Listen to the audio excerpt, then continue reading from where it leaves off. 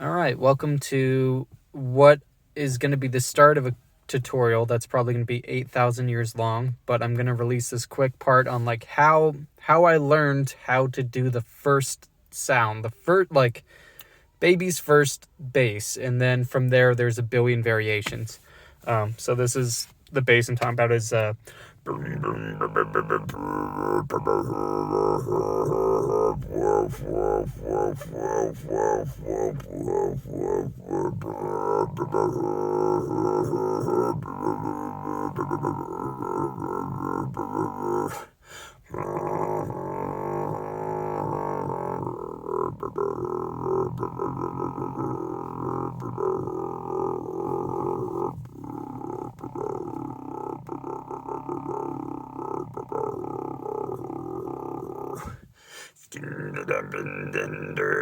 holy shit, that was bad.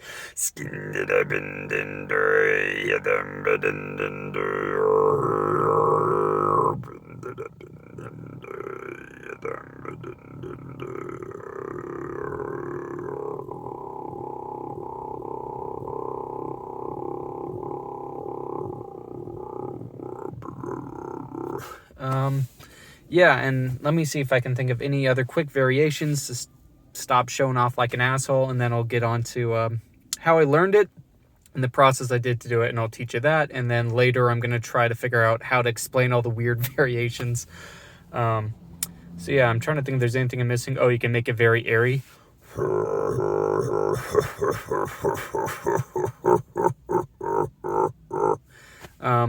And then I think you can do some sort of vocal fry thing. My buddy seems to think it was closer to vibration, so I don't know what the fuck I'm doing.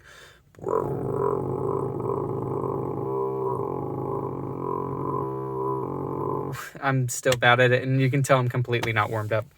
So, a little backstory. I'm a complete novice, for the most part, with beatboxing. I decided I used to know about it back in the day, and I watched like the Felix Zanger video and shit like that. If you don't know what that is, that just means you're not old like me. And then I found GBB and all this stuff and thought I'd give it a try. I watched a throat bass tutorial, and they talked about tightening your throat and whatever to learn throat bass.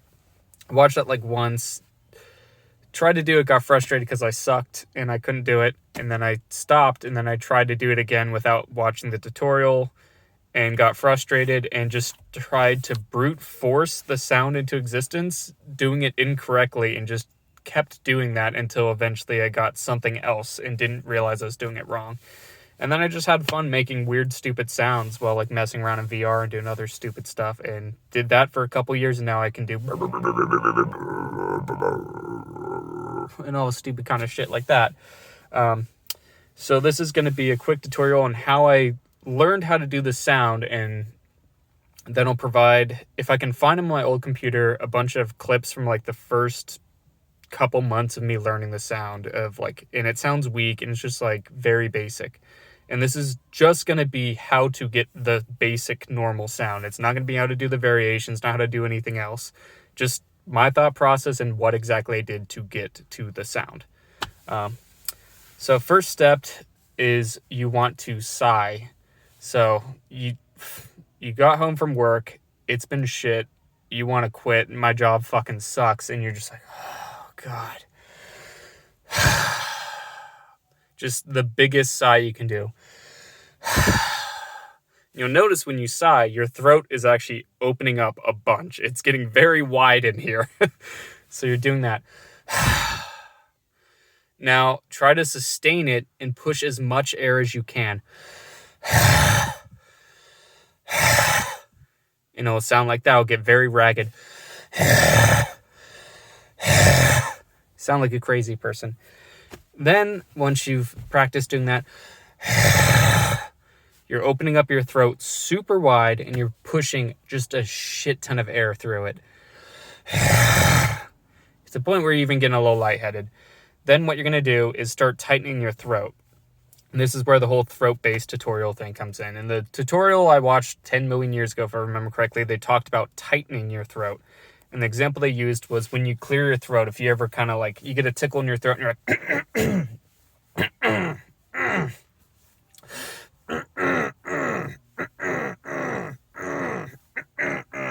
when you're doing that, you're tightening your throat. So practice doing that a little bit.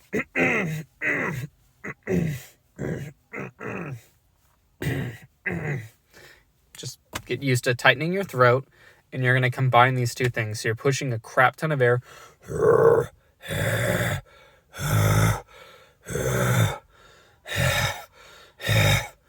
So you're doing that, and then you're going to start tightening your throat while you're doing it.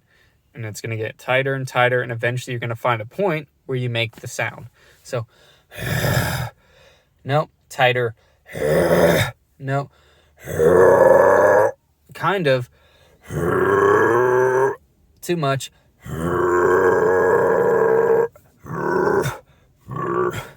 And the sound is going to be coming from up here.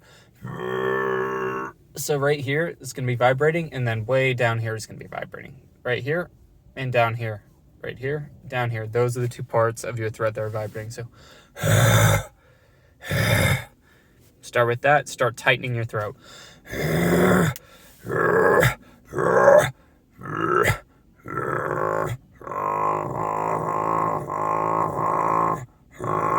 eventually you'll get that. Or if you're doing this with your mouth, pulling your jaw down and pushing it forward a little bit.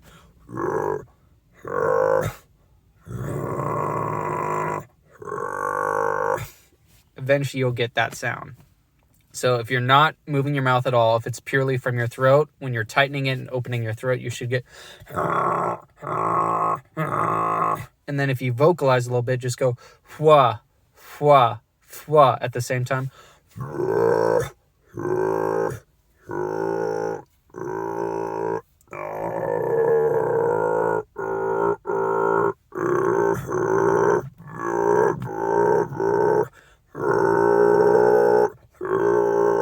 Congratulations, you're at step 1. From here, what I tried doing is going, closing your mouth a bit,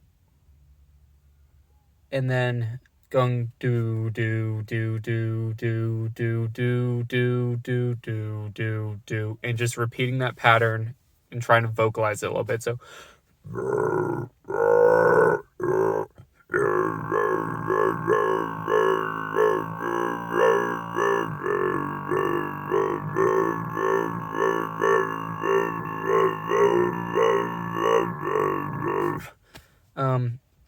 So yeah, and then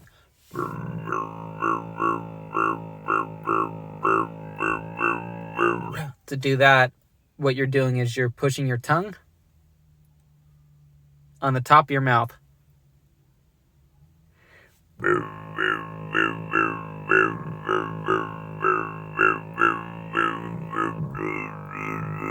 And it's going to change the sound of it. So once you get,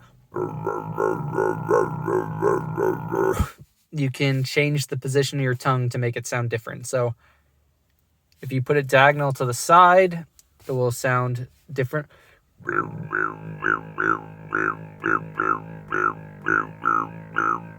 If you push it all the way just straight up to the top of your mouth, no sideways, anything.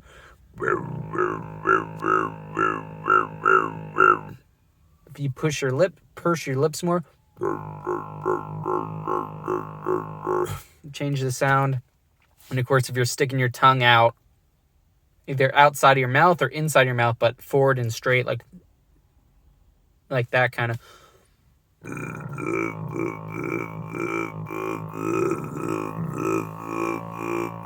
You can change the sound. So that is the basic part of the bass. And then from there, there's all of the variations, which, God, I'm trying to think how the hell I'm going to describe it. But that is hopefully enough to get you started. And once you can do that sound, you're just going to mess around with positioning of your mouth, how your mouth is shaped. Is it big? Is it hollow? Is it closed? The level of tightness of your throat, how tight your throat is going to change the sound. The shape of your mouth is going to change the sound, and what your tongue's doing. And again, you could be vocalizing a lot, or you could do almost no vocalization, and it's just purely your throat vibrating, your folds or whatever.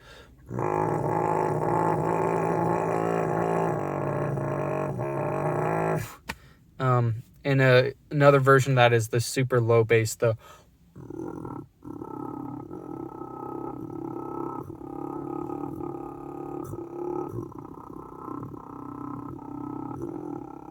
very, very little vocalization.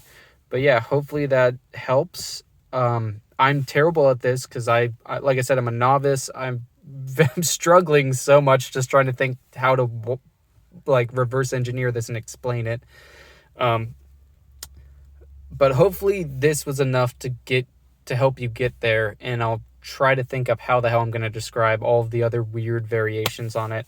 And like I said, I'm going to dig through my footage and try to find examples of like, this is 1 month of practice, this is 2 months, this is 3, so you can get an example.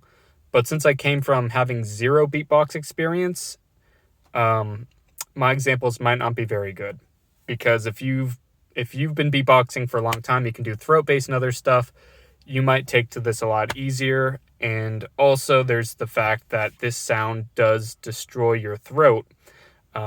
When I was learning it, I would do like 30 seconds to like 3 minutes at a time for the first couple days, and my throat would be trashed for a day. And you just need to do it in very small increments. Essentially, just do a little bit of time. Your throat's going to get super sore. Do it for like 1 or 2 minutes more, then stop. And my best moments of improvement were actually when I took a break. So I'd practice this while driving to work and other stupid stuff for 10 minutes a day, just nonstop for weeks. And then I'd stop beatboxing for 2 weeks, and I'd come back and try to do it again. And by then my throat and muscles will have reformed, repaired themselves, and I was able to do the sound more. So the best way to improve is practice for a couple weeks, just little increments of time so you don't destroy your throat and hurt yourself. And then take a break. And then come back after the break and try it again. And guess what? Your muscles will have healed, and maybe it's easier for you to do, and you should be good to go. Also, there was some points of improvement after over practicing, but usually over practicing came with taking a break after. So it seems like the break part is a little more important. It seems like it's mostly about practicing and letting your throat muscles heal themselves and repair, and then going at it again. But hopefully this is helpful.